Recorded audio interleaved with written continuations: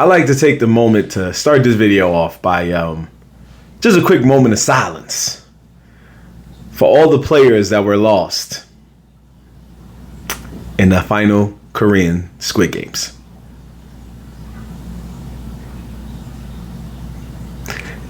Let's start the show.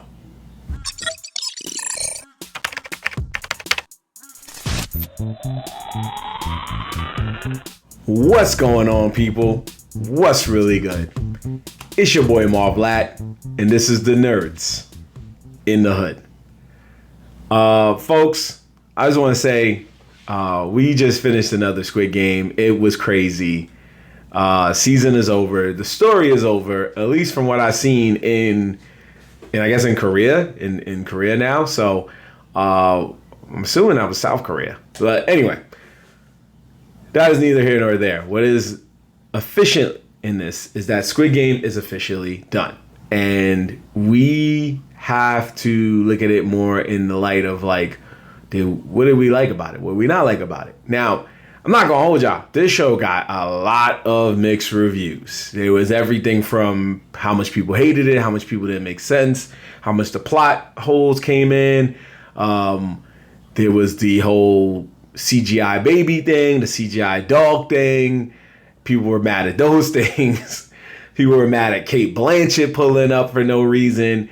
And I wasn't even really mad at that. But I know there's so much to like talk about and focus on, and I'm just gonna pick and choose my battles with that, because that's just a lot of stuff. There's a lot of smoke I'm willing to duck from, especially because this ain't my creation. Nerds in the Hood is my creation. Welcome to My Hood Films is part of my creation. But this is one of those I'm like, I'm gonna speak my mind, I'm gonna keep it moving, and that's it. So that is what we're gonna do here. Basically, also, I might get some players' names wrong. I don't really care. Y'all know who it is. Y'all know how we talk in the hood. That tall one, that small one, this one. I'll put a picture next to him so you know who I'm talking about.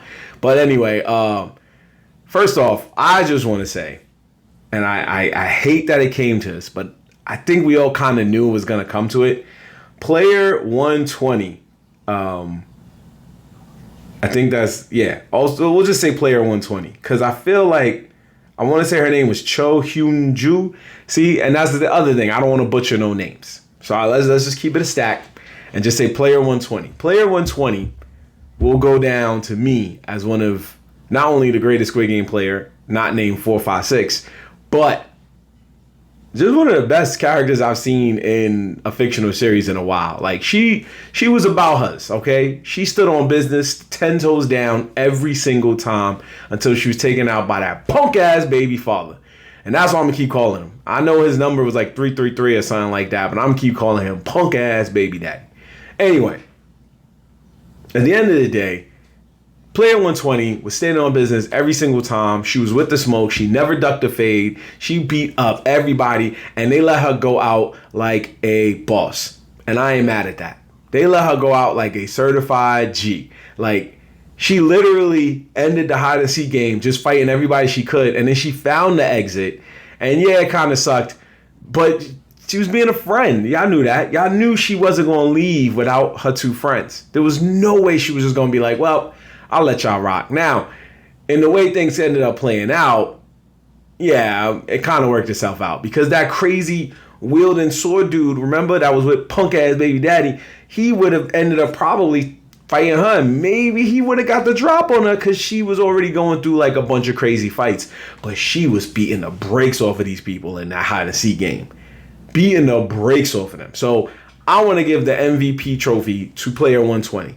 Yeah, I know she ain't win the whole thing. Yeah, I know she unfortunately is not with us, especially in the universe of that show. But I don't care. When I looked at all of the characters outside of 456, when I looked at the front man disguising himself, or that horrible, horrible clairvoyant lady who could see spirits, who honestly, she was straight out of an anime, which also made me love her. So at the end of the day, that's what I loved about 120. 120 was just real about it. Once she realized that shit was going down, she was like, yo, give me the burner. I'll join you. What's up? What's going on? She was with all the smoke. So you gotta love somebody like that. You need a character in certain shows where they're like, I don't duck away from fades. And when I see it in action shows or in anime, I give all the praises in the world to them. Like, yo, they ain't ducking a fade. That's what's up. But she never ducked a fade.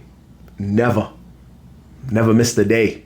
So I respect that. That's my MVP for the whole Squid Games. I don't care what nobody says. Now, moving on. The best game to me, that's what I'm also going to say. I feel like when you look at the whole Squid Games as a whole, yeah, you could say it was the whole, that, I ain't going to hold you. Every Squid Game had one game that was like, this is the game, right? Season 1, you could say it was red light, green light because that set the tone for what you was about to watch. You could also say it was the marble game, right? Season 2, it was the one with the forgot what the name of it was, but it was the one where it was like the carousel joint and everybody was like moving around, and then a certain amount of people had to go into certain rooms. Like that one was fire too, right? Season 3, hide and seek. Simple as that. The Sky Game to me was pretty stupid. The Sky Game to me was trying to raise the stakes, but it also was like annoying because at the same time, it was a bunch of dudes just debating on whether they should take a baby out first or not.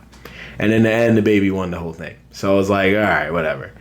I ain't mad that the baby won the whole thing. I guess I just kind of feel like had they gone with the original alternative ending, according to the creator of Squid Games, was that I keep saying Squid Game. The creator of Squid Game was that Ji-hoon was supposed to just win the whole thing again. He was supposed to just back-to-back it and then just go back to America and then see Kate Blanchett and be like, yo, that's crazy. And I guess they were going to look at it like if he was going to see Kate Blanchett, maybe he had to go to America to stop the American one. But then it would have been like, do we really need to see him go to America and stop the American one? And then also, I'm not trying to be racist, but I am trying to keep it real. Let's say he did go to the American Squid Game. He would have to hope that there's somebody who speaks his language there in order for them to go, oh, I see what you're saying. So you're saying these games are corrupt. Then he got to do all of that. That's what I'm trying to say. That's why I say I'm not trying to be racist. There might be somebody who's like, oh, I understand. I speak what you speak. But if there's not, he's just standing there and he's like, saying what he's saying. And they like, I speak English, bro. You speak English? No. Oh, crap. So now it's just the whole thing. So I wouldn't have welcomed that. I would more welcomed what we got now, which is just like, he was tired. I need y'all to understand this. This man went through a whole bunch of games, right? Won the first set of games, won the whole championship, saw his friend unalive himself, saw his friend do despicable acts in the first one, to meet an old man who was probably going to be like, maybe we can stop doing the games. Then he went out, right? To then go to the second one. My man goes to the second one. He's like, I bet I'm running it back. When he probably should have just went home, especially when you look at how things turned out now. His ass should have just went and stayed with his family. But anyway, he goes to the second one, sees more chaos, sees more insane things, right? Sees a mother have to take her son out. Sees that same mother take herself out. Sees friends come and go. His best friend gets taken out by his adversary. So much stuff. And at the end of it all, he has to save somebody else's baby. It's like the odds just kept getting crazier. He had to save somebody else's baby, especially after the mother took her own life and the father just didn't even care. That's really what it was. Because let's say the father ended up taking out Ji-hoon. Then the father would have had to choose between himself and the baby. And we don't think, as what we saw, I don't think that father, punk-ass baby father, would have sacrificed himself for the baby the way Ji-hoon did. So it's like at the end of the day, you're kind of just like, oh man, this guy went through a lot. And just when he thought he had a way out, where it was like that guy, unfortunately got eliminated. So now me and the baby, because that was what he was thinking. If that guy gets eliminated, now it's just me left. And if I make a vote to end the games, the baby automatically omits. So I win the majority vote, I can go home. That's not what happened because he didn't press the button in time. And homie already got eliminated, which means all that was left was either you go or the baby goes. That sucks. That freaking sucks. But here we are. So again, for people that was sitting there like, oh, why did he take himself out? This ending sucks. Da, da, da. This was just a man at the end of his rope. And he realized, like, if I take out this baby for more bread. I'm just as bad as the front man. I'm just as bad as those VIPs or whoever is running the show. I am the worst. So everything I would have done has been a contradiction. And he already learned that earlier when he tried to take out, 338 or whatever his number was, when he tried to take Homie out because Homie ducked the fade. So he was like, now I'm a monster because I wanted so much revenge on him. I didn't even need to do it for him to turn around and realize the whole time there was a hide and seek game where he didn't help anybody. Every other game he was willing to help people. Come on, we could do this. We could do that. Let's do this. Let's go here. Let's go here. Follow me. Hide and seek, he was like, nah, fam. All I want is that dude. I'm out here looking for revenge and that dude got to go. So again, I'm giving my own take on things. I know everybody's going to have their own take on things, but this is my reviews, my thoughts. If you got your own reviews or you got your own thoughts, write in the comments. Share this video. We can all talk about it together. Or if you make your own video, send it to me. I'll watch it and I'll write you back. But I'm just saying that to say, I didn't mind this season. I didn't think it was trash. Yeah, granted, there were some questions that left you like, wait a minute. But I mean, fam, are we really mad that it was a baby that survived the whole Squid Games with probably not a lot of food and water and proper nourishment? No, I'm not mad about that. Are we mad that a lady who just got out of a pregnancy was able to kind of get up and easily move around, even though her ankle was broke? I'm not mad at that neither. Why? Because look where they at. They playing in games that will take their life if they lose. 1 and 2. You think these henchmen care? No, they didn't care. That was the whole point of it. That was the whole point of the baby. The baby was to show the true madness. She could have stayed pregnant the whole time and probably survived. But the baby was to show the whole scope of things. Like, now we're wilding. A baby? Like, think about that. You know what I'm saying? Like, so that's what it was. The dog, okay, maybe they could have got a real dog, but it was just easier to get an AI dog. Was it funny? Yes. But maybe they could have just got an AI dog. I don't know. Other funny scenes included the captain just turning up and the front man's brother just being like, nah, he saved my life. He good. And it's like, bro, did you see what's been going on? Your brother shot you. Anything can happen, my dude. Like, what are we talking about? You shouldn't trust anybody at this point. Even your homeboy that's telling you the ops is coming. And the ops is right in front of your face. And what did the ops do? Take out a bunch of innocent dudes. So I didn't like that character at all. There was a lot of characters I didn't really care for. Front man's brother was one of them. Also, speaking of which, why when the front man saw his brother did he just turn around and bounce? 1. And 2, why did he leave him with the baby? Somebody answer that for me in the comments. Maybe it was something I missed. That dude came home, had the whole baby and a bunch of money. I would have been like, yo, I hate my brother, man. I would have been so mad. Like, bro, why did you leave me with this kid? I didn't want this kid. Come on. I don't even got a girlfriend. What was he thinking? My man, I mean, obviously he could have just like put him up for adoption or something, put the baby up for adoption or anything. But, you know, at the end of the day, it was just like, why was he left with the kid? He had nothing to do with it. It was a whole bunch of just different situations that I couldn't ponder. Then all of a sudden the front man is a good guy. Now he's a nice guy and he goes out of respect and gives Ji-hoon's daughter all the stuff. But also kind of leaves cryptic messages to let her know that, like, yeah, your dad was into some wild stuff. And she was probably sitting there like, what is this? I don't understand. So it was stuff like that made me laugh because it was just like, yo, fam, what are we doing? But again, I think it's just that it was leaving the door open for a possible spin-off series or just an Americanized version of Squid Game.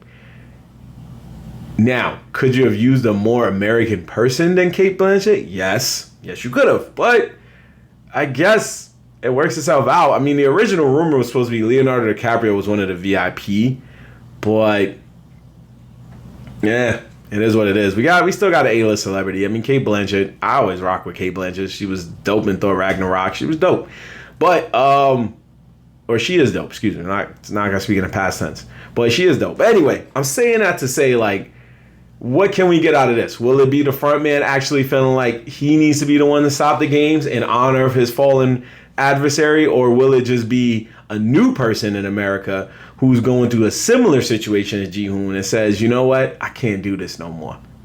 What will happen? We don't know. But it does leave the door open for it. And anybody who thought the VIPs were whack, I agree with you. The VIPs were whack. But I feel more like they were supposed to be whack. They were cold and heartless, rich, entitled, just bad people, right? And even though they were rooting for people and stuff, they weren't rooting for them in the way we was rooting for them. If we had it our way, even the people we wanted to see get eliminated, we didn't want to see get eliminated because we're not monsters. We're not taking people's lives. We don't want people's lives to be taken if this was a real life situation. But at the end of the day, these VIP people didn't care because they was treating them all like toys and pawns. Like, oh, there goes number 12. Like, that's how they was treating them. And it should have never been that. So, for those of you who thought they were annoying, yes, they were supposed to be annoying. They were supposed to be the worst type of people that they should be, right? So, it should always be that. It should always be that they're the worst type of people there is. So, I just think this show as a whole was definitely a wave of pop culture. And what happens when pop culture is when something is too hot and people want you to run it back, you better come with more heat. And if you don't, this is what happens. We all have seen it in different aspects of life, right? Sometimes you can have a movie, right? Like Batman Begins that starts off okay. And then it grows into something magical like The Dark Knight. And then it comes back down a little bit to earth with The Dark Knight Rises, right? We've seen it countless times. Matrix 1, Matrix 2, Matrix 3, right? We've seen it so many times.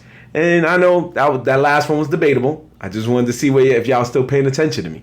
But I'm saying that to say that we've seen it countless times, especially in TV shows. It could have an amazing first season somewhere, and then somewhere down the line, it could fall off, and then somewhere down the line, it could pick its way back up. I think Squid Game didn't fall off. I think 3 seasons were okay. And that's okay. Like, nobody can be mad at that. People are going to find issue with the 3rd season and how it chose to end its story. But it had to end the story that way because you brought a baby. The baby was the key focal point in keeping this show's sanity. Because if there was no baby, it would just be Ji-hoon winning the whole thing again and just being like, when will the madness stop? And they wouldn't have taken him out. They would have just shipped him back to Korea with more money. They would have told him, don't come back to these games.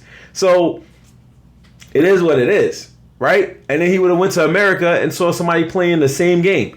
Now, one thing I saw on the Good People of Watch Mojo posted was why, when they showed Kate Blanchett doing an American Squid Game and she was the recruiter, why was she playing the same games from the Korean version, which was the Kaji or something like that, with the throwing the envelopes down on each other?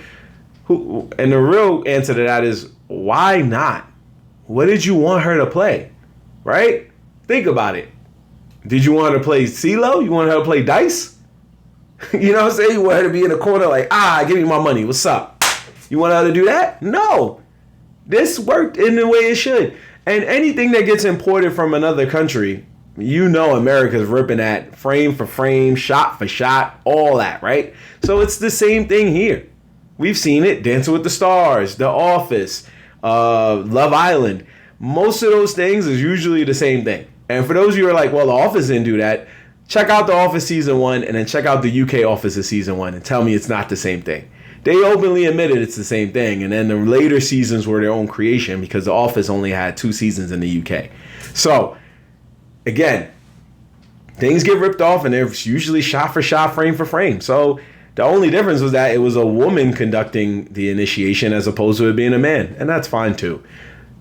And she was British instead of American, but that's also fine too. But again, that goes to show that it's like, yeah, it's a worldwide thing. And maybe it started in Korea and now it's a worldwide thing. And that's also kind of like an art imitating life thing. Because now if they do make an American version, this is probably what we'll see. Shot for shot, frame for frame, just different people playing these characters. Instead of a Ji-hoon, it's probably a guy named Gary. And he still play a 4-5-6, but he's like maybe just a white guy that's just trying to get by. Who knows? But what I do know is a final verdict of Squid Game Season 3 is, if I do a quick vibe check, it was valid.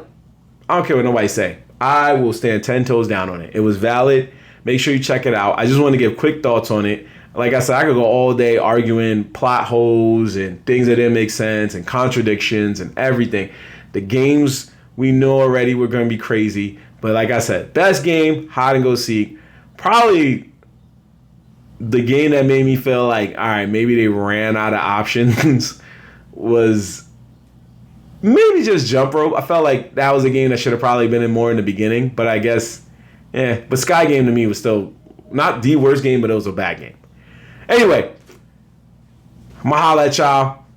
Tell me your thoughts. Let's talk about this in the chat. Let's get it going. That's how I felt about Squid Game. Make sure you like, share, subscribe. Follow me on all social media using the link tree in the description below. And again, hats off to that baby, player 222, new champion. Gonna wake up to a whole bunch of money. And again, thoughts and prayers to the lives lost everybody in that Squid Game.